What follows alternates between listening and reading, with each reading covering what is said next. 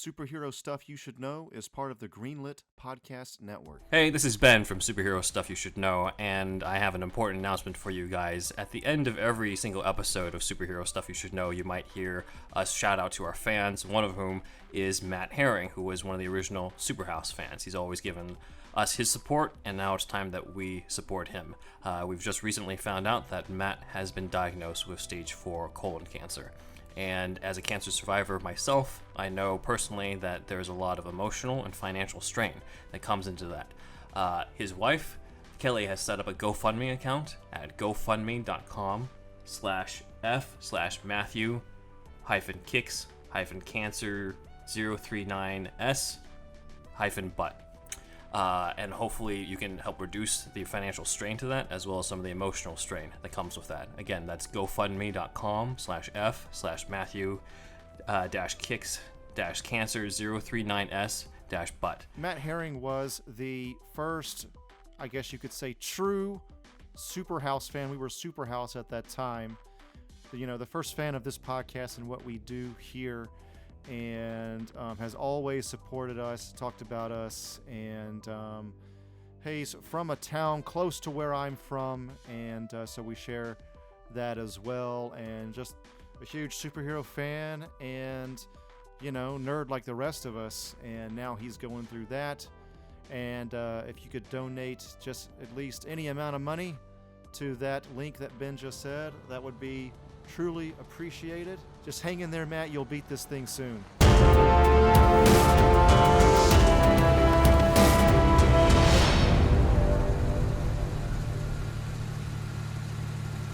All right, Dick. What did you get me into this time? Hello? You here? Yeah, coming. 1 second. Oh, Mank, what's up, man? Dick, what are you wearing? Oh, man, I'm in the spirit, dude. You're wearing a Superman outfit and holding a... Have you been smoking? This, yeah. What? I mean, you okay with it, Mank, or what? I am, but you wanted me to come over to talk about the Superman... Look at me, I can fly! Okay, I'm gonna leave. No, wait, Mank, I need you on this, man. This Superman thing, it needs some work, but I think we got something good here. Take a look. And also, have some of this Donner Chronic. Alright, you know what? If I'm already here, I might as well. You know you want to, Mank. Alright, now let's talk brass tacks now that we're thoroughly high as fuck. Okay. So we got Superman's script, and the guys, Lex Luthor, you know Lex Luthor, right? Yeah. So it was like the villain, but they got him eating fucking Kleenex in the whole goddamn script, and there's so many fucking corny-ass jokes. I'll cut that. Let me tell you something. I got kind of a good vocabulary, even though I'm a stoner like a motherfucker, and I wear underoos all the time. And there's this word I want you to remember, and it is verisimilitude. Verisimilitude. You're a smart guy. You'll figure it out, Okay. Mank. I'm sure you will. You're going to be my number one guy. I'm sure they'll use that line in another movie as well. Probably. I won't write it into that draft. Okay. Yes, for sure.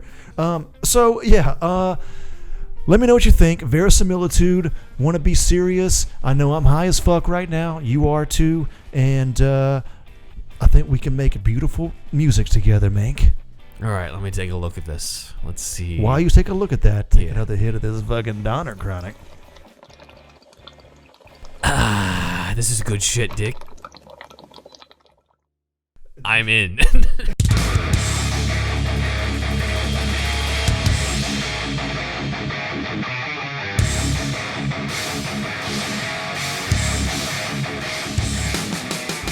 Welcome once again to another episode of Superhero Stuff You Should Know, as we continue our deep dive into the Superman 78 movie. This is part 4, Jesus, of way longer than the actual movie. Into the movie. This is definitely longer This is than the how we movie. do it, though. Even longer than the 3-hour version, which is the longest. This is Ben, and I'm here with... Andrew, y'all, how's it going? Let's talk about some Kryptons and some Supermans and some aliens and all them things. So, if you're new to the... We're going to talk about all those things. If you're new to the show, then part 1 was about the making of the movie and the insane stories that led to the development of it. Before the credits. Yes. And then 2 and 3 were pretty much the first, I'd say, hour or so of the movie. Right. And now we're in part 4, where we're talking about everything after Superman's debut and saving Lois and saving Air Force One. So that's just to catch up everybody here. So let's dive into it. Was Harrison Ford on Air Force One on that one? He said, yeah, he saw Superman. He was like, "Get off my plane." I saw that in the he theater shot first. with my entire family. I walk out, asked my brother, "What'd you like? Did you like it?" And my brother said, "We're talking about Air Force One, by the way." And then my brother was like, "They scream too much in it." Really? I guess looking back, there was a lot of screaming. I guess so. But yeah, after Superman's debut, we get a scene that I believe is not in the theatrical cut, but is in the director's cut and the 3-hour version, which is Superman talking to Marlon Brando's Jor-El. Yeah. And is talking to him About about that? how he doesn't say that's in the second but he talks to him about how like you couldn't have imagined how good it felt and everything. Oh. And Jor-El's like, "I anticipated this, my son." I had sex. Obviously, you were created, so I know. Superman's like, "No, I was talking about saving people." Oh, yeah. Well, I tried that, but they didn't listen. So yeah, Obviously. that's true. So this is apparently Marlon Brando had 12 to 13 days of shooting. I looked this up in terms of the specific 12 days. to 13, okay. Specific days that he had. So it was not 4 as we originally thought. But He it was wore 12 to 13 pants days. maybe 2 or 3 of those days. I just heard some story that he didn't wear pants if it was a shot above, or maybe that was Island of Dr. Moreau or something. But there's some some stories about him not wearing pants in some of his scenes. I can only imagine the Island Dr. Moreau set with him and Val Kilmer, because apparently they're both difficult to work with. Apparently it was hell. There's a movie yeah. about it, right? There's a documentary about that movie. About the making of that? Yeah. Damn. All right. I'll have to check that out. I saw that in the theater with my dad. Did not know what was going on because I was like 9, 10, 11, maybe 12 to 13. Anyway, Yeah. I didn't get it. I didn't know what we were watching. Gotcha. But yeah, here Marlon Brando's Jor-El is telling him about how like you still have to maintain your secret identity. Oh, You yeah. have to, and remember you can't, go back and change time. Should I have let those kids die? This School bus? Wrong movie. Maybe. And that's part 1 of the Man of Steel bashing in this episode. There's one. Actually, after the last one, I only did the one. You only did a couple. Yeah, I think mostly that one. The one. Dick Splash. Dick Splash, yeah. But there's a moment as well where Jor-El in the Benton-Newman script says, "Resist its temptations." He's talking about, humans. He's like, "Resist their temptations, the rewards, especially its political system." For whatever reason, he's warning him against. So, Because our political system was so much better on Krypton. yeah, clearly, as we saw when the whole Yeah. planet blew up. But yeah, Mankiewicz adds a scene where Jor-El says, "At this moment, I wish I could hold you in my There arms." will be a guy named Fauci.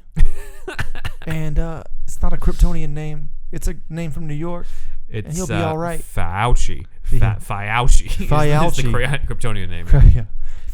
Bring back Dr. Shayer on to Yes. describe Yes. how to translate into Kryptonian. He's kind of a good guy. Yeah.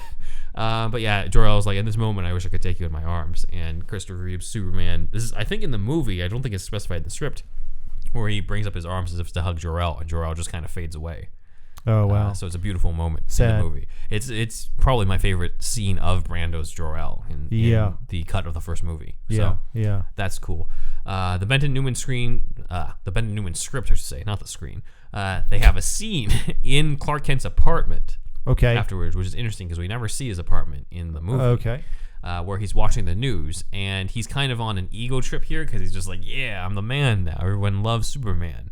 Interesting. And the newspaper, this is where the newscaster is just like, "This man is able to leap tall buildings in single bound, run faster than a speeding bullet." Like, this is Nice. where he incorporates that Yeah. stuff. So that's where That would have been Benton-Newman- fairly organic. Yeah, Yeah. exactly. Yeah. But they also bring up the idea that this could all be a hoax, and Right.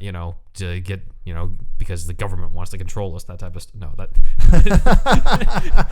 it is a hoax though, according to them. Batwheel's bat computer already told us about Yeah. all that stuff. And the city of Chicago accuses Metropolis of potentially doing this as a publicity stunt because the city's kind of undergone financial strain and trouble. Okay. So, like, you're just doing this to up the tourist trade type of thing. And Superman's like, "Well, that's not good because now people don't think I'm real. So Okay. what do I do now?" And I need an interview. Yeah, that sort of thing. PR. Yes. This scene was replaced in, I believe, in the director's cut and the 3-hour version. I don't think it's in the theatrical, where the newscaster's on a TV in a window, and a bunch of people are gathered around the window. and Clark is watching it, and then this random Like from a TV store, like on the street? Yeah, Oh, okay. That's standard stuff. Yeah. And then Christopher Reeve was watching it, and the guy next to him was like, oh, that'll be the day, huh? That'll be the day when a guy could fly. The guy who says that is Richard Donner. Oh, shit. That's Richard Donner's cameo in the movie. Oh, shit. Is the whole, that'll be the day. In the commentary, Mankiewicz and Donner are both on it. And Mankiewicz's like, who's that actor? And Donner's like, some young, hot actor at the time. Smoked a lot of weed. Wore Superman outfits from time to time. Yeah.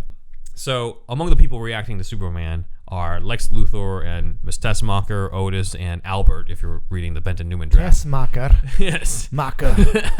German name. As Albert is pronouncing it. Yeah. And Lex reacts to Superman by... Albert the Nazi. Yeah, Albert the Nazi. Call back. Lex reacts to Superman by saying, and he says this a lot, sometimes when he's under a lot of stress, he yells, quote unquote, kill me by inches, put me on the agony rack. What? That's what he says. What's going on as here? he eats Kleenex. So, well, we need another draft. Whatever that means. Well, that's thank God for Mankiewicz, because he cut all that shit out. Get Mank in here. Yeah, exactly. Yeah. Okay. And then that's, of course, still the same idea comes up where Lex is like, for this to be, this can't be a hoax, because if anyone was going to do the great big hoax of the century, it would have been me. So he figures that he's going to test Superman. Okay. So that's going to come up a little later. But afterwards, we have a scene that is not in the movie, and I don't think it was shot, but it was at Lois's apartment with Clark, and Clark tells her that she must be mistaken. The Superman thing is all a hoax. Okay. So Clark is ironically not believing in himself. It's like a UFO situation. Like some people believe it's real. Because remember, he's only shown up for one night. Yeah. So he's like, maybe he's rigged with wires like Peter Pan. Right. Which is actually referenced later on in the actual movie when Lois tells Superman, like, hey, Clark said that you were just like, from a fairy tale. You were like, or that you were rigged with wires and stuff. Right. And Superman's like, well, Peter Pan came from a fairy tale. They're part of children. This is real. And then he takes off with her in that. So can you read my mind? Yes.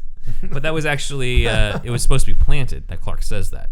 That Clark is just like, golly, Lois, I don't think the Superman stuff is real. Golly gee, I don't even know about that guy. And Lois is like, you're just jealous. I bet he has Superman. one big ass dick though. Just saying. And Lois is like, you're just jealous of Superman. And Clark's like, what did you call him?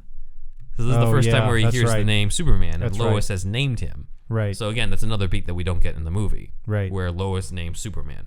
And she feels like, that's kind of what I named him, because the S on his chest and what he does. Who names him in this movie? I forgot. Nobody. Like, there's it's just automatically Superman. Just automatically Superman. Yeah. So she tries to reassure him that, okay, I still like you, Clark, but you're no Superman. Right. And Clark kind of goes out in the balcony as Lois is ranting about all this, and that's where he hears Lex Luthor's voice on like a radio frequency. Okay. Saying like, hey, in this furniture warehouse, there's a beaker of poison gas that will kill everyone in a 40-block radius if Superman can't stop it.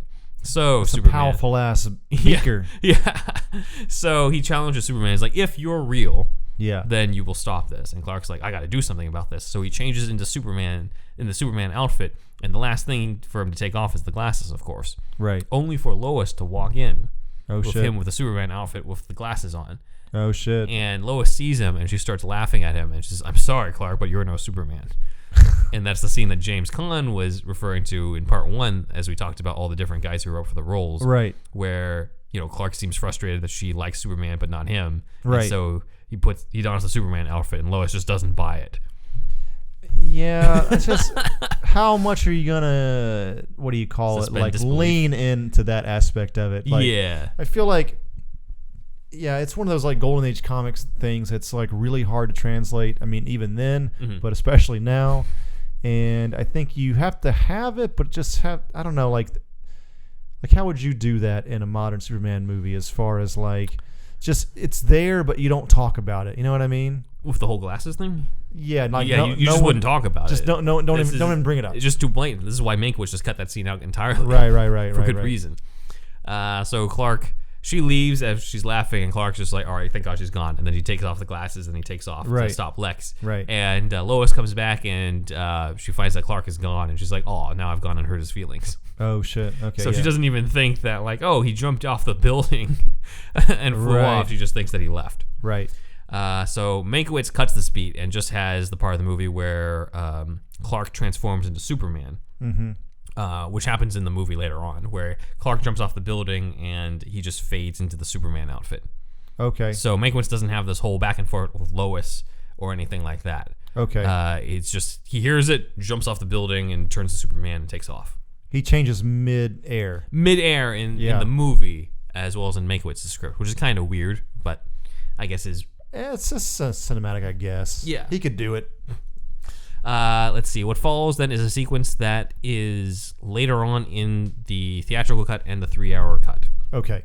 Where Superman arrives and goes through this gauntlet of traps that Lex has set for him. Okay. So they shoot bullets at him, put him through fire and flamethrowers. This was famously cut, right? This was famously cut. Right. This was revised in the movie to take place when Lex is taunting Superman to get to his headquarters. Right. Here it's actually in this warehouse setup. Yeah. So Lex is already being proactive and trying to test Superman and his abilities. And I actually prefer this over the movie because here it makes sense for Lex to test Superman's weaknesses. He doesn't know anything about Superman. He's only debuted first. The reason why it's cut from the movie is that at that point, Superman's already gone around and saved people. He's already done the interview with Lois. Right. People already know what he's impervious to. Okay. So it seems a little redundant for Lex to try to test that from him. Right.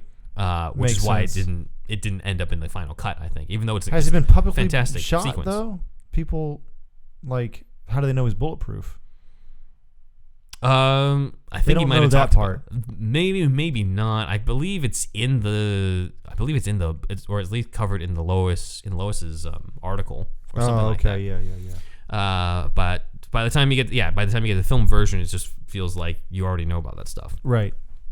So it was cut. Yeah, it was cut, but it's in each draft.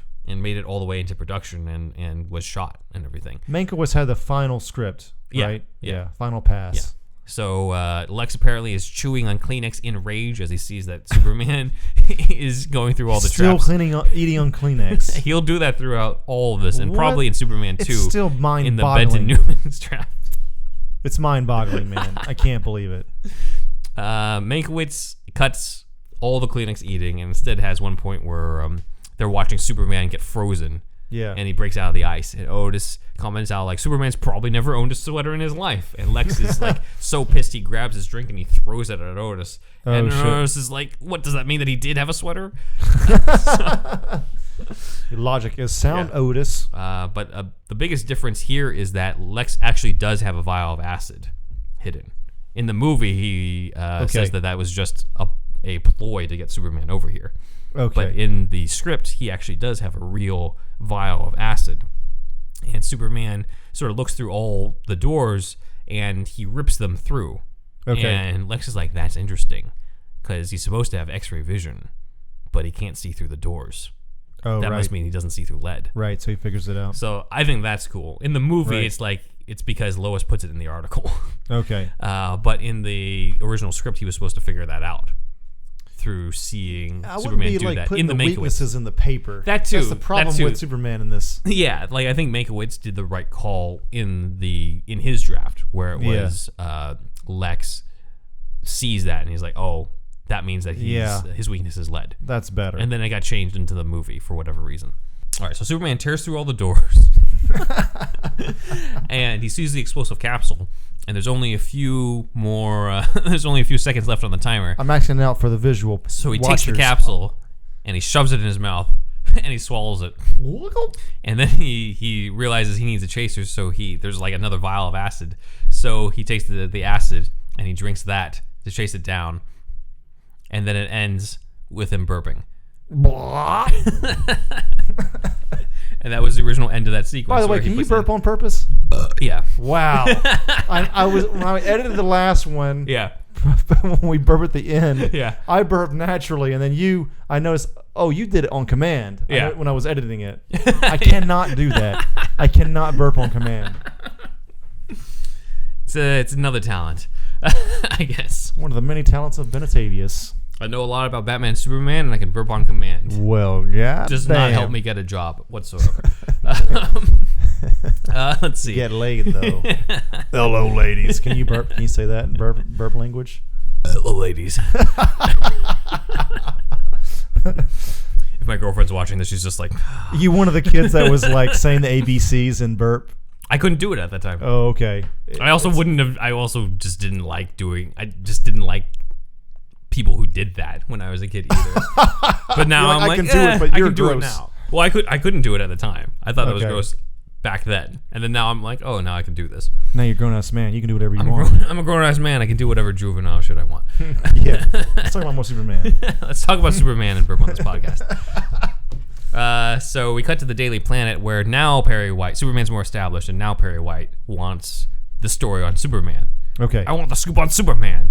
And there's this great Christopher Reeve moment where Perry's like, what's he like? Where's he from? What's his favorite what's his favorite baseball team? And Christopher Right. Reeve is like, as if he's about to answer. The Kansas movie. City. Never mind. And it's not written in the script, so it feels like that's a Reeve and Donner thing. Okay. In terms of that. But I always thought that was an amazing, subtle moment. Yeah. In Reeve's performance. Just real quick, during the 3-hour TV version, we see Jimmy often getting yelled at by Perry, and then Jimmy asks a copy boy in a red shirt to basically do the same thing that he's been asked. Okay. I believe he's called Vinny in the 3-hour version, but I originally heard it as Beanie because in my mind, maybe that character is Beanie Martin, who is the copy boy from the radio show. Oh. So originally Jimmy deep Olsen, dives. originally Jimmy Olsen was the copy boy, and then when Jimmy Olsen grew up, they promoted him to be a reporter, and they replaced the copy boy role with Beanie Martin. Beanie Martin. Beanie Martin, who was not actually, as I talked about in the radio deep dive, he was not actually played by a kid. It was played by an adult pretending to be a kid. Sounds like it listens to a lot of so his Sinatra. voice sounds like this the whole time. Oh, okay. It's annoying, but yeah. Okay. Let's see. In the movie, Superman is proactive about getting this interview with Lois. He leaves a note to her being like, I'll meet with you. I'm a friend, during the sequence where Perry White is asking for the story. In the scripts, however, he doesn't do this. Lois actually tells Clark that she wants the interview with Superman. Okay. And that, all the hints that she might be in love with him and stuff. Right. So that's what gives Clark the idea to show up as Superman. Right. In the Mankiewicz script, he goes even farther by having Clark ask Lois out on a date. Okay. And she agrees. And in that script, that's the reason why she's dressed up on the rooftop. Is because she's waiting on... And Clark does show up later on to pick her up for the date. But in the movie, it's a little weird because it's like, wait, so she schedules the interview with Superman right before her date with Clark? Was she planning to just... stand up Clark for Superman? Right, or right. did you just really think that this interview with Superman was going to end exactly right before Clark? I don't know. There's also a commentary on the camera move here where they don't cut and Superman flies off. I was going to comment on that, yeah. Oh, We'll yeah. get to that. Oh, okay. But all right, we'll put a pin in that. all right, we'll put a pin on that. We'll cover that. It's We'll a get back to the fantastic camera moment. move. It's a fantastic moment. But Superman arrives, and of course we have the famous rooftop interview, the quintessential Superman Lois Lane scene. This scene was used for the Superman auditions, as we talked about. Oh, yeah. Okay. As well as the Lois Lane auditions, but we covered that in part 1. Right. A lot of this dialogue does actually come from the Benton and Newman script, not from the Mankiewicz one. He was like, "Oh, you actually wrote this one well enough. You wrote this one fine." I'm gonna keep this one in there." At one point, Lois brings up Clark, and Superman pretends not to know him. Where he's That like, dweeb. Well, no, he's just like, "Who's Clark?" Idiot. And Lois is like, "Oh, he's a coworker of mine. He's kind of dull." Look at my dick. And Superman. Way bigger. This is not at all what happens in the script, guys. By the way, guys. So Lois is like, "Oh, Clark's kind of dull," and Superman has to hide that actually hurts him. Oh yeah. And he's like, "Oh, Yeah. I'm sure he's nice though." Yeah. So that's interesting. Interesting vulnerability there. So They do this in the comics a lot, where he's leaving the scene and people start talking behind his back as soon as he leaves, but he can hear it because he has super hearing. Oh yeah. And that's often to good, emotional effect, I think. Yeah. In the comics. Yeah. It's probably happened in Smallville and shit. Basically, but the idea in of hearing what everyone else actually thinks about you behind your back. Yeah, and he generally can hear that if he focuses on it. So, I don't know. It's good. Yeah. It's a good beat in the comics, and they don't really do it in the movies ever, really. Not really. Maybe that'll be in the next one. Who knows? Probably be in the Tyler Hoechlin thing. Maybe they're doing. Yeah, maybe. What's the official name of that? Is it just Superman? Superman and Lois. Superman and Lois is the name of it. Yeah. Ah. Yeah. And it's going to be, I'm pretty sure it's taking inspiration from Rebirth with them raising kids and being a family and stuff. Is it really? Yeah. Oh wow. Yeah. Okay. So they're doing that whole thing with them being, because I figured like they probably thought let's just not do the same exact thing as before. Yeah. So let's do it as Superman raising the family, which is fine because that probably leaves enough room if they ever bring Henry Cavill back as Superman in the next century. Yes. they can do all sorts of other shit that is not related to him raising a family. Cavill can only stay so jacked for so long. He's in UK lockdown. He can't fucking handle it. He's probably got his own private fucking gym, though. Yeah. At this point. Probably. So here's an interesting tidbit is that in comics history, usually Lois Lane was in love with Superman. Clark might have, in the early days, tried to go after Lois, but Superman wasn't really pursuing Lois. He kind of already had his own mission and stuff like that. Basically, there wasn't the formal love triangle. This is why they thought every comic character was gay, because they weren't hitting on girls. Yeah. No, I don't know. Yeah, maybe. But usually it's just Lois is in love with Superman, and that's it. Like, this movie sort of made sure to establish that love triangle that's famous to this day. Right. Of Lois is in love with Superman. Superman and Clark are the same person, and both of them like Lois. And Clark has to go through the conflict of liking Lois, but she doesn't like him as Clark. She likes him as Superman. It's one of those things that ages worse than the glasses thing being his thing, because the glasses thing just makes everybody seem stupid. But but in this world, people don't notice that stuff. That's the verisimilitude of this whole thing. Yeah. But when you get into this layover from the Golden Age or whatever, it makes Lois seem stupid. It does, and also makes her feel a little superficial, in my opinion. Yes. Yeah. And like Clark's already handsome enough, probably. You know what I mean? Yeah. So I don't know. I think that's one of those things that I think that Man of Steel got right. See, we don't always hate on that movie. They don't, because they did not do that. They did not. Lois knows from the beginning. In that. From the beginning. Yeah. Let's see. Also cut was Superman explaining to Lois how he can fly. He says specifically that his molecular structure has a lighter density under Earth's gravitational force. I love it when they put in bullshit science, like all that shit. Like I've heard people talk about what if Kryptonians, the way he flies, is he's able to control his own gravitons with his mind, thanks to of course the radiation and all that. But I don't know all the ins and outs of it. I'm not a scientist, but gravitons are supposedly, maybe even theoretical. I don't even know if they're actually real or not. Right. But part of a subatomic particle or whatever, part of the fabric of the universe. I just don't think Superman's thinking that much when he flies about like the gravitons and stuff. He's probably thinking about normal stuff. It comes as second nature, for sure. Exactly. But he's thinking about where's Lex. But if people want to get into the pseudoscience behind Superman, if they want to make that up because he is a sci-fi character, he's not Shazam, it's not magic. Yeah. People can go into that. Generally not really necessary for a story, though. This is just fans being fans and wanting to fucking explain. This is Neil deGrasse Tyson Superman.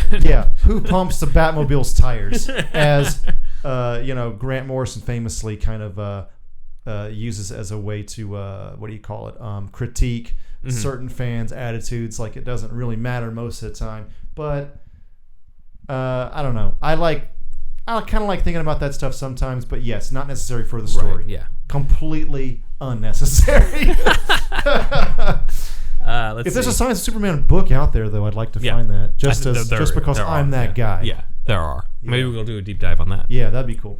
Let's see. Another thing cut was when Lois asked what color underwear she's wearing, we'd actually see him do the X-ray vision on her to see the bra and panties. Oh, really? I think this was probably cut for being too sexual. They shot it, though. It was in the script, but I don't think they shot it. Okay. Yeah, if anything, it's a bit much. They saved the X-ray for when he's looking at her lungs. Right. When she's like, let me guess, cancer. And he's like, well, not yet. Not yet. Yeah. And it's a lot more wholesome of a more Superman-y. I would... This is... It wouldn't be totally out of place if it was like 13-year-old and then he does it real quick. He's like, maybe I shouldn't do that. You know what I mean? He almost does it. To be fair, she gives consent. Oh, okay, yeah. Because remember, she says, what color underwear am I wearing? That is true. To test the X-ray vision. So she wants him to do it. It's not like he's being a perv and stuff. That is true. She's flirting with him in this. So it's true. I think it's just, I feel like it's still a little too much from that because it can still easily be misconstrued. Right. So I think I prefer it the way it is in the movie. Our female listeners, please let us know what we've gotten wrong here. And We apologize.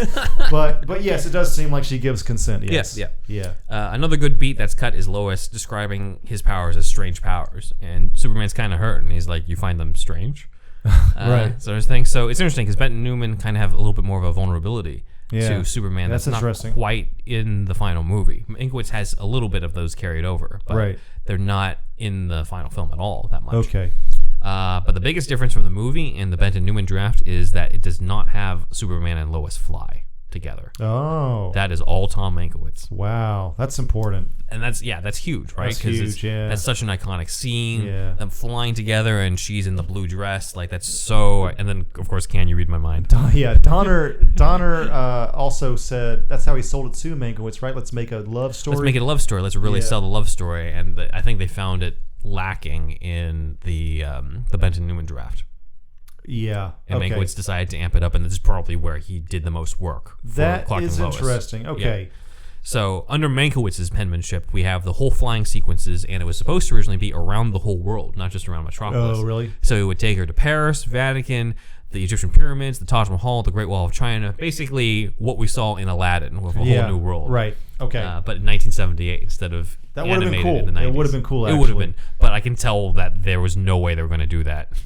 Plus the time, because Superman can take Mach 10 or whatever the fuck. But but how's he going to take Lois? Yeah, exactly. Also, like, again, I've thought about this bullshit, but I'm sure a lot of Superman fans have, but I guess it's Superman's body heat that keeps her warm because they're basically hugging, but, like, it gets colder Kinda. the higher you... He's just holding onto her, though. Oh, yeah, it's true. Hand.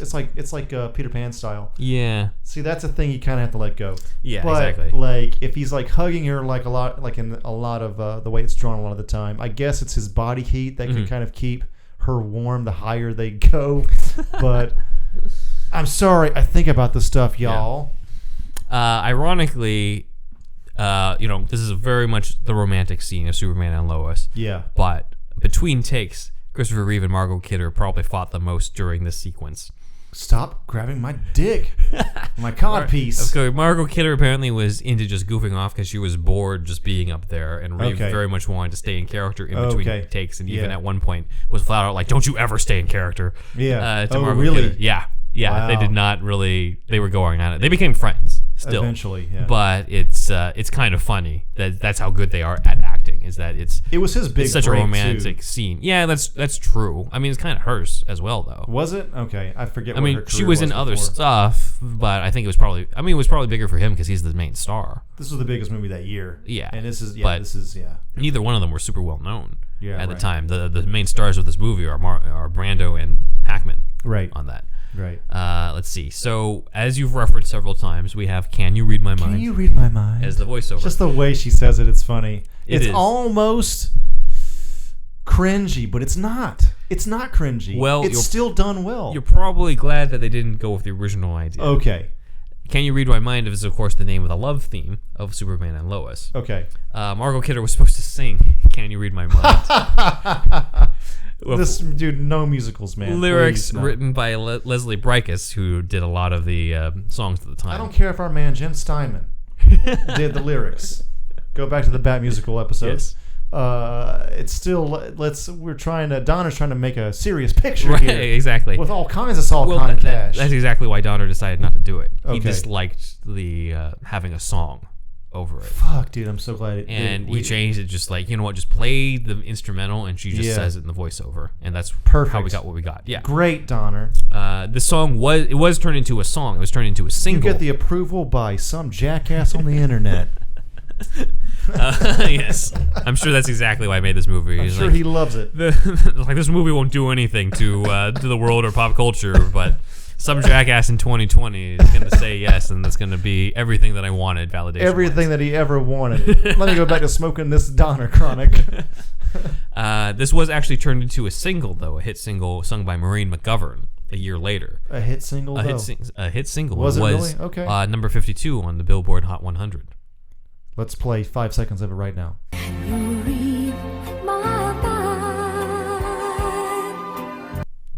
And we're back. All right. So then we get to Superman dropping Lois back home, and that's where we get that fantastic long take you were talking about. The long take, yeah, this is interesting. It's subtle. So Lois watches Superman take off, and then she crosses over because she hears the door and knocking on the door, and she opens the door, and it's Christopher Reeve as Clark. Yeah. Now, how did they achieve this? I have no idea, Ben. Magic.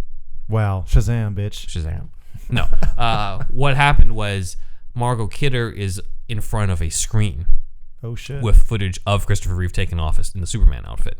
Oh, wow. So that's all she's doing. She's watching him go off on the screen. Then she crosses over onto the set. Okay, that makes sense. That's a lot easier than that quick costume change I was thinking. It's so well framed and cut, you don't even know she's in front of a goddamn screen. That's true. Yeah. I don't think we explain it correctly for people that might not have seen this movie for some reason. If you haven't seen this movie, why are you watching this? That's true, but just let's cover our bases. Fucking, she watches him leave in Superman costume. He flies away. Right. Camera does not cut. That's the important part. Right. There's no CG at this time either. It's 1978 or before that, whenever they're filming it. They fucking camera dollies, I think, right to left, and it goes from Superman to Clark being at the door.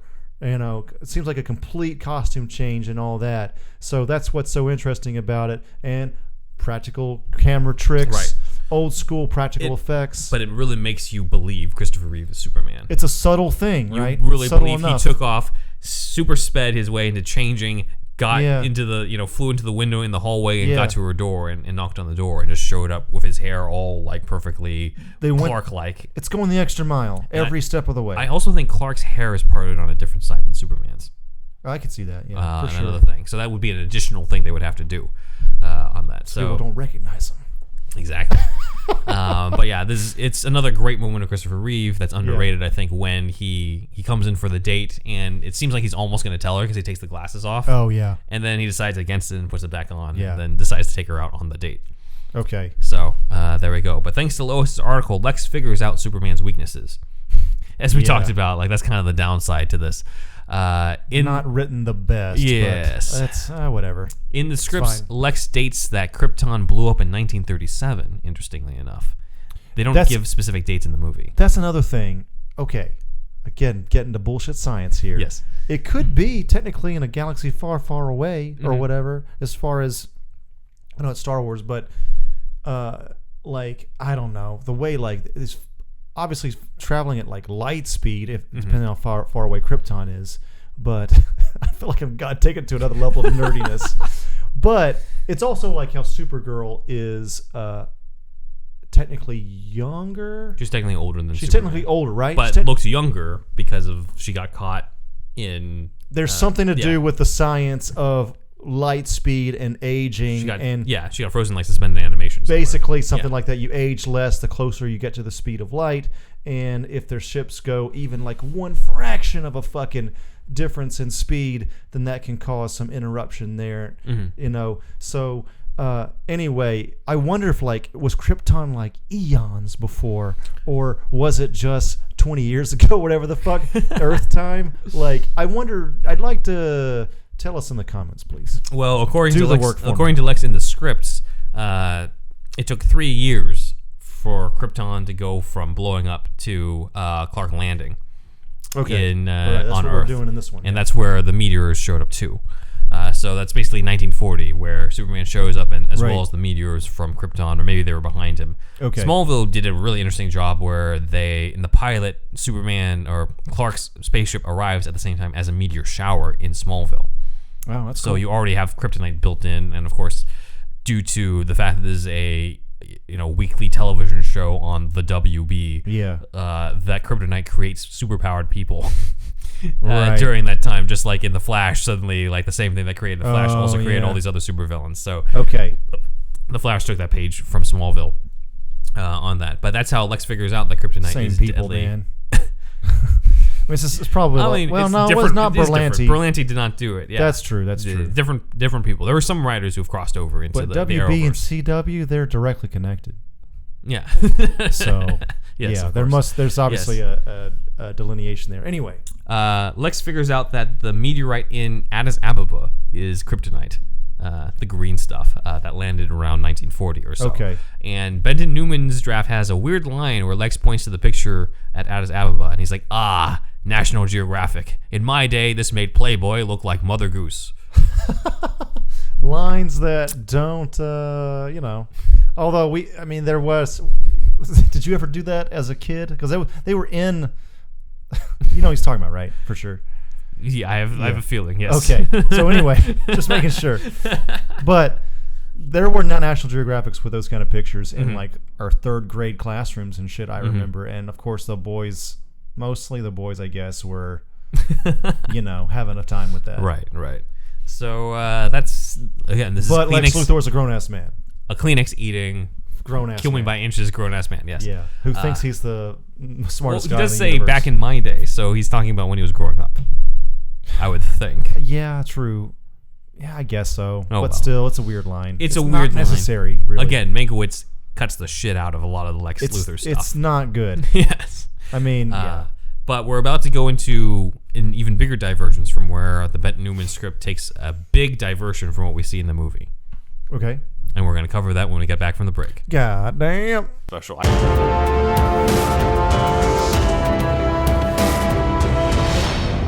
So, Yes, Bruce? Elmer Fudd, is it? Yes, that's my name. You have good style. There's just one thing I object to. The gun. Well, Bruce, you need the gun to kill the wabbit. The rabbit? Yeah, the wabbit. Is that a mob boss? I've been hunting him for 87 years. 87? Jesus, man, how old are you? Don't worry about that. Looney Tunes last a long time, Bruce. Do you have the secret to the Lazarus Pit or something? Do you know Ra's al Ghul? Lazarus Pit? I don't know anything about no Lazarus Pit. All I want to do is kill the wabbit. Okay, tell me more about this rabbit. Well, all I know is I want to kill the wabbit. Even when it's duck season, I still want to kill the wabbit. He's always getting away, that wascally wabbit. Wait a minute, we're not talking about a mob boss nicknamed the Rabbit here. We're talking about an actual rabbit? An actual wabbit, Bruce. Okay, so I get it. You're a hunter then. I'm a hunter, Bruce. Okay, I guess I was just making sure that you weren't actually killing humans. I seem to draw the line at killing only when it comes to humans. Oh. Aliens and animals seem to be okay. Oh, I kill humans too, but right now I'm going after the wabbit. Wait, so you've killed humans before? Ah, don't worry about it. A lot of things happen in the 30s. I'm Batman. I'm supposed to worry about people killing humans. Who have you killed? I can't remember. Oh, that's right. You're a senior citizen. Forget me, Bruce. Why do you hate the gun so much? Because years ago in the shadows, a man stepped out and gunned down my parents. I swore vengeance on evil for years, and that is why I wear the mantle of the bat. Hey, how do you know I'm Bruce Wayne? Gotcha. All right, everybody, if you like that little preview to the sketch right there, we have that plus news, plus we're bringing back some opinion pieces and review type stuff and all kinds of stuff in our $5 tier on Patreon. So just go to patreon.com/superherostuffpod, and if you become part of the $5 tier, you can see these new bonus episodes. Basically, consider it Superhouse DLC. Oh. You're listening to Superhero Stuff You Should Know. And we are back to cover Kleenex eating Lex Luthor from the Benton-Newman draft. It's unbelievable. And as I said before the break, this is where the scripts diverge a lot from the movie. Okay. Including Mankiewicz's one. So in Mankiewicz's script, after Lex figures out Superman's weaknesses and stuff and where to find the meteorites that would be his weakness, we have an extra scene where Superman, this is foreshadowing a Man of Steel, helps out an oil rig Oh, shit. that's spilling oil into the ocean. Okay. Not on fire and stuff, with Superman going all shirtless and showing his chest hair. Yeah. But Yeah. in this one, he basically puts a stop to the oil spill, and he sees a seagull who can't fly anymore because his feathers are all matted by oil. Okay. So he helps clean up the seagull, or a sea eagle, as he's called in the script. A sea eagle? Yes. And then it describes that Superman and the eagle sort of fly off together, sort of bonded by the fact they both can fly. It's a weird scene that doesn't really do anything for the rest of the story. It's harkening back to is a bird showing off if it flies? I guess so. But like this is specifically in the Mankiewicz draft, and it's weird to see this because it seemed like Mankiewicz was mostly cutting, not really adding. So right. This is one of the few things that he added that I don't really see what the point is on that because it doesn't really pay off. Just write a bunch of bullshit and see what happens. I guess so. Yeah. Yeah. In the movie, Lex getting the kryptonite is implied by Perry White, who talks about how there was this theft at a museum. Okay. But in the Benton-Newman draft, we actually see Lex do the museum heist. Okay. So Lex, Otis, Miss Tessmacher, and Albert, the Nazi, actually go to Addis Ababa. He's not a Nazi in the movie, though, right? Albert's not even in the movie. Oh, yeah, that's right. Yeah, so he's definitely not a Nazi in the movie. He doesn't show up. A lot of super knowledge coming at me all at once. I'm trying to process it. I'm learning with the audience and shit. All right, so they go to Addis Ababa to steal the meteorite Is from it Addis Ababa or Addis Abba? Ababa. Ababa? I think it's Ababa or Adaba. Okay. But not Addis Ababa. Addis Ababa. I don't think it's a real place. Look, please correct us. We apologize about this. Please correct us if you're from Addis Ababa. But yeah, pretty much this. Anytime that somebody brings up that place in a Superman movie, it's because of this movie. Oh, really? Because that's where Lex gets his kryptonite from. Because that's apparently where all the meteors landed. Yeah, right. So in the Benton-Newman script, they arrived at the museum, and the meteorite is not there. Okay. And Lex says once again, "They're killing me by inches. Go ahead, make me suffer. Milk me dry." Killing me by inches? That's what he says every time he's stressed out. Okay. This is Benton-Newman still. I don't believe that he has any of those portable Kleenex packs on him for him to eat, unfortunately. So he has to find some sort of release. Yes. He gets hangry with those things. But then he figures out that the sleeping security guard actually took the kryptonite to prop up a door. Okay. Prop the door open. So they're like, "Oh, that's easy," and then they take the kryptonite and they leave. And that's the heist sequence. Okay. Very weird. Yeah, not the best. Yes. Not the best. And then Lex and his cronies then go to Mount Vesuvius. In Greece. They go to the volcano, and it's erupting. And Superman arrives to try to stop the disaster, but he sees it's not a real eruption. It's actually been manufactured by Lex. Okay. I'm not really sure how. He has a whole bunch of machines that simulate. He's got that DARPA, the volcano stuff. Weather changing technology. I guess that also changes the interior of a volcano. So Superman arrives, and Lex is like, "You've come to stop me, but I can stop you." And that's when he uses the kryptonite on him. Oh, okay. A couple of pages are missing from this, so I did not get to read exactly how Lex springs the kryptonite on him. A couple pages are missing from the script. Weird. Unfortunately. I wonder why they that's off. That's not there. I don't know.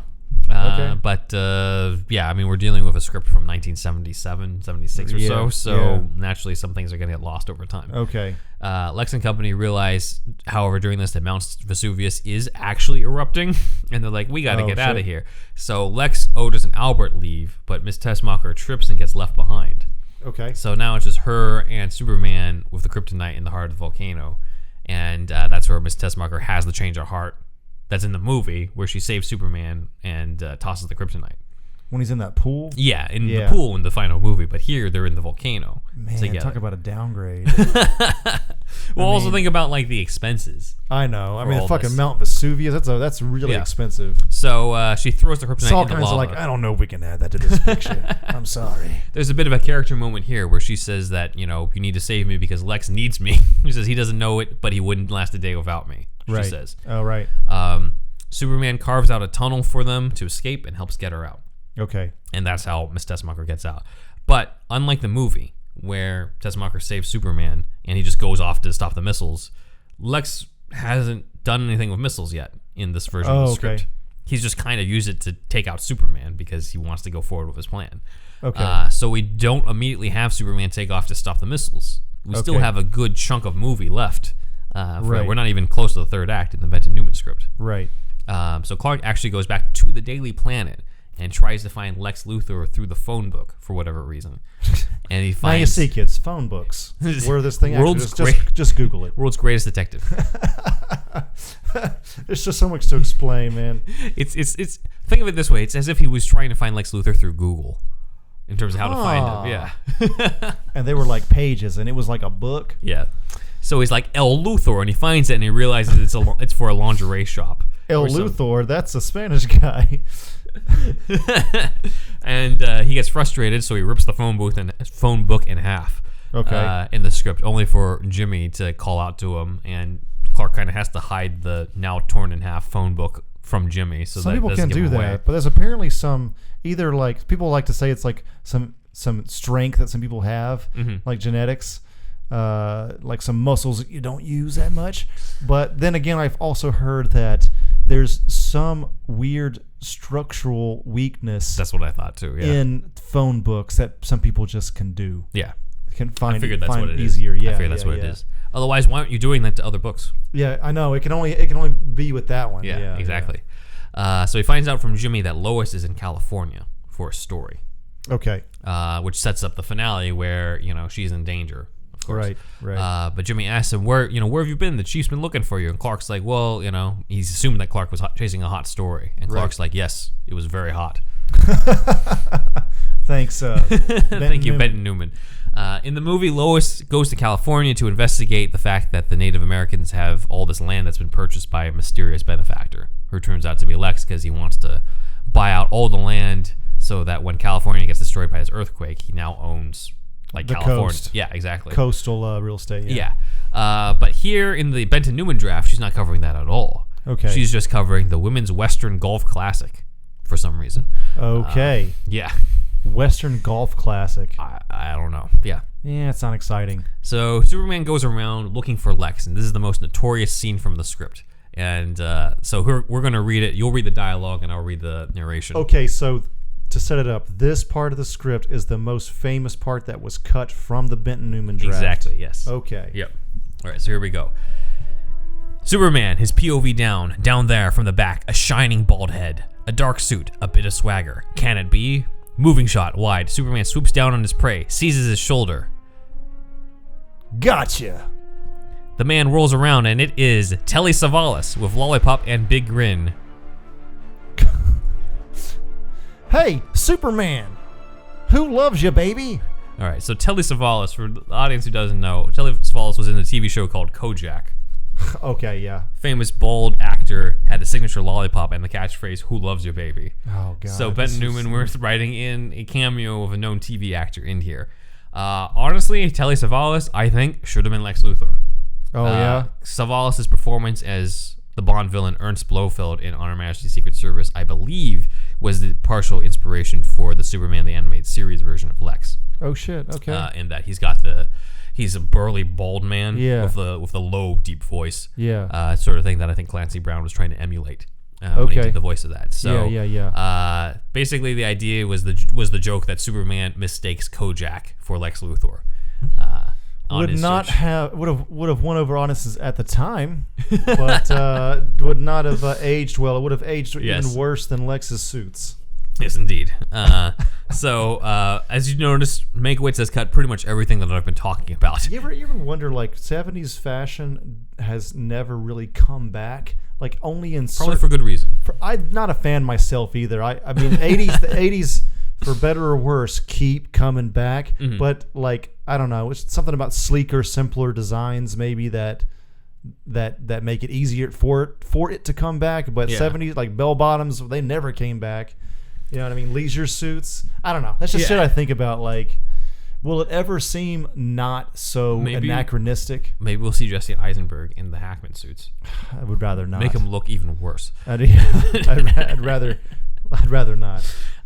So Mankiewicz cuts everything that we saw here. There's no Kojak stuff. There's no Mount Vesuvius. Everything's been rearranged. He was like, oh, the Salkinds never going to pay that kind of money. They didn't want to even get fucking 3 women in this movie. They couldn't even get Goldie Hawn in this, yeah. Yeah. So Lex, however, Superman can't find Lex because Lex is not in Metropolis. Okay. He's out trying to hijack a nuke, as we saw in the movie. Yeah, we saw in the movie. This is in the movie, yeah. So Otis, Albert, Miss Taskmacher, he can't find them because they're out to get the nuke. So Lex is going to hijack a rocket and cause the earthquakes in the finale. Okay. Will he succeed? We'll find out in part 5 in the final episode of Superman 78. Or just watch the movie. And read the scripts. Definitely listen to this. And that is superhero stuff you should know. Kryptonite. on. I can't really sing. All right, let's do it, Ben. All right, so a few shout-outs to our comments in the section here. Let's see. We have Speak Geek Unlimited, who has their own show. They commented on our Teenage Mutant Ninja Turtles deep dive. Oh, shit. They said, New Line Cinema also distributed the Blade trilogy. Sorry, not trilogy. Trilogy. That is correct. New Line owned the 90s, motherfucker. They say, in fact, if you ever do one of those for Blade, I would love to be a guest speaker. I run a YouTube channel for myself on film, comics, etc., and really like your channel. If you are interested in a collab, please reach out. Oh, wow. Well, let's do it then. Well, let's do it. Blade. Next year, 2021. I do. He definitely knows this, but they had Morbius in a cutscene. Yeah. In Blade. That's That's the crazy, ultimate ending. man. Yeah. That's awesome. Before Jared Leto. Saved comic book movies. That's what they say anyway. Yeah. Because it was like a couple years after Batman and Robin. And before X-Men. Before X-Men. It was 99. Yeah. Speak Geek Unlimited also commented on the TMNT2 Secret of the Ooze deep dive, saying Hun was created for the 2003 TMNT series and isn't a one-off character. He appeared in the 2003 spin-off comic by Dreamwave Studios. He appears in the IDW series and the 2012 Nickelodeon series. So, thank you for that corrections department. Yeah, I was largely unfamiliar with that character. I mean, I watched the first cartoon, and of course all the movies as they came out. 2012 cartoon, a little bit. Well, actually, most of it. I haven't finished it, but that was honestly. This is something. It's kind of an interesting thing. Is like usually nostalgia, like makes you think that the first one's the best one. Yeah. But maybe a bold statement. Maybe we can talk about it when we collab. But the 2012 version, better than the fucking original that we saw when we were kids. The 1990 movie? Than the 1989 cartoon or whatever. 88, Oh, whenever it came out, 87, 88. Gotcha. Late 80s, the first cartoon that was, that sparked our generation of getting super into Ninja Turtles. 2012 one is fucking better. I'm sure probably most TMNT fans probably think that. Anyway, thanks for the comment. Yep. And let's do it up. All right. You heard it here. Brandon I was unfamiliar with Han. Yeah. Was what I was original fucking point. Sorry, I get sidetracked. I was kind of unfamiliar with him. Yes. Let's see. Brandon Brooks has been commenting on a lot of our videos, so I thought I would do a shout out to him. Okay. Thank you, Brandon. I like to pick comments that add some more information as well. And Brandon said on our Batman 89 deep dive, quote, something interesting is that the Tim Drake suit design for Robin was partly helped by Tim Burton, because by this point the Dick Grayson suit was out of date compared to the black badass suit, as in like the black badass suit that Keaton was wearing. Okay, yeah. So they called Tim Burton to choose a design that would fit in the 1989 movie world. Right. So if Robin was in the movie, we could have had the Tim Drake outfit. Okay. I believe that probably, that might have still worked. I've heard that about Batman Returns. I hadn't thought about that as soon as the 1989 movie, but that does make sense because they weren't going to do bare legs and green booties. Unfortunately, no. They need to update that part of the section. Again, there's just some things from the Golden Age not gonna translate. No. Let's see. Although, what if like there's a scene where Robin, like in the movie or some live action, where he walks out with like green socks and boxers? I don't know. I was thinking like, how could you have an homage to that? Maybe that for the ladies, y'all. I'll have to think about that. Yeah. Or anybody that likes men. As long as he's packing like Burt Ward. Burt Ward size mega cock. Let's see. And the last comment is this epic comment from Randall Flagg, who we did a shout out to on our Death of the Family deep dive. He said, first thing I did after finally being able to watch my copy of A Death of the Family was to check you guys' podcast. Nice. Congrats on another very clean job. I started to blush like crazy when Ben had to read my super long comment from the Cole Vallis interview. Sorry, guys, I never learned to summarize in English. Well, I mean, if you were blushing before, you're probably blushing now. Speaking of Hush, I just bought Tales from the Dark Multiverse, Batman Hush, which came out a week ago. I'm right in the middle of moving back to my native France, and with the new house and everything I have to take care of, I haven't had time to really sit down, relax, and read it as slow as possible. He's reading this to complete his little Hush collection. This is basically what if Hush basically struck earlier, I believe. Tales of the Dark Multiverse is going on now? Or it recently? is. It's now, where it's like, what if Bruce didn't reclaim the mantle from John Paul Valley, and John Paul Valley got to continue as Batman? Or what if Tommy Elliott got to strike earlier? I haven't read it yet, but I there's this one, I think a Superman comic, but it's got Supergirl on the cover. I think that's related to the death of Superman. If he stayed dead and Supergirl, Supergirl took over. That's apparently a good issue. I haven't read that yet, but I heard people talk online. Also, that cover is really cool. It's like, I feel like it's inspired by like Marvel's What If. Yeah, you know probably. what I mean? Yeah. Let's see. He says, I've checked your other videos, and the number of topics you guys cover that I'm very interested in is staggering. So much stuff to listen to, so little time. I'll have to learn to multitask and listen to your podcast while setting the house up. Please do. Hopefully it's entertaining for you. Definitely. That's what you do with podcasts. You do some other shit while you're listening. Generally, I mean, driving too. You're doing something else. He says your content is definitely of a much higher quality than what your number of subs could let one to believe. I'm sure it's just a matter of time before you take off. So thank you. Thank you. Yes. Thank you Randall, that. you said it, not us. Yeah. Keep up the good work, and thanks for the shout out. I'll try to leave shorter comments in the future. But it was a blast listening to you commenting on it. Long days and pleasant nights to both of you, Randall Flagg. So thank you, Randall, for the very nice that's a good comment. Thank you. You were in France, you said. Yes. All right, that's cool. That's awesome. Awesome. And those are the shout outs for this week. Okay, cool. All right, once again, thank you to Kookie Noms, Matt Herring, Elijah B., Shamrock Bowles, Aaron Willett, Ian H., Dan D., Leom O., Super Inframan, and Douglas P. Please join the Shasta Army. That's the $1 tier. You get the shout outs at that tier. But then more importantly, at the $5 tier, Benatavius. Yes. You know what happens at that tier? I think I do. $5 per month with new episodes. Not $5 per episode. Not $5 per episode. So that means generally 4 episodes, $5, if the math works out. Right. But I believe it does. In those episodes at the $5 tier, you get the deeper dives. Yes. So you thought this was deep. Yes. Fucking even deeper. We cover other aspects of Superman. We didn't talk about other aspects of Superman 78 we don't talk about here, such as the Christian allegories that were brought up into this movie. That's true, yes. And all kinds of Batman knowledge, of course. Mostly Batman, been Superman lately, but like Silver St. Cloud deep dives. Who does that, everybody? Who does Silver St. Cloud? Batman's girlfriend. And Elmer Fudd's girlfriend, apparently. Check out those episodes if you don't know what I'm talking about. Yeah, what the fuck. But anyway, please leave us a review in iTunes. And please use your phone to record a phone bumper. That's what they're called. Little audio clip is what a bumper is. And basically use that app, record something. You probably already have the app. And then from that app, you record something and then send that recording. You can even send it via the app itself. I'm assuming anyway, even on Droid. I know it does that on iPhone.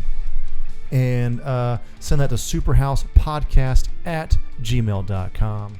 And then we'll put your audio clip bumper on the show. Ben, isn't that great? It is fantastic. You can compete with Zachary Brown, who does this lovely background we have here with the whole column of Jokers. And he does a majority of the voices that you might hear, whether that's Beetlejuice, the Joker, the Arkham Penguin, basically everybody. We have more than that, but he's just been like really killing it as of late. He's been on a roll, yeah. Yeah, he's been on a roll, yes. So thank you, Zach. Yeah, thanks, Zach. They are high quality. But yeah, other than that, I'm Thunderwolf Drew on Twitter and Instagram. If you're not checking us out on YouTube, please give us a like and subscribe on there as well. But if not, that's okay. Checking us out on iTunes, Spotify, or wherever is perfectly fine, y'all. Yep. Perfectly fine. And I think that's it, Ben. You can also follow us on Instagram on Superhero Stuff Pod, as well as on Twitter at SuperHousePod. And you can follow me on Instagram at Ben1Rider. But please follow the Instagram instead on Superhero Stuff Pod. I care about that a lot more. I did give it to him. I used to run it, and I wasn't that good at it. I gave it to Ben, and it's like takes off like Superman. It's like, holy shit. That's how you do Instagram. That's how we do Instagram, yeah. So thank you to all our Instagram followers, and stay tuned as we wrap the Superman 78 movie. It's going to happen now. It's going to happen. We're going to get to the grand finale. It was going to happen at some point. We got 3 hours of movie to go through. We got 5 hours of content. All right, that's it. Krypton!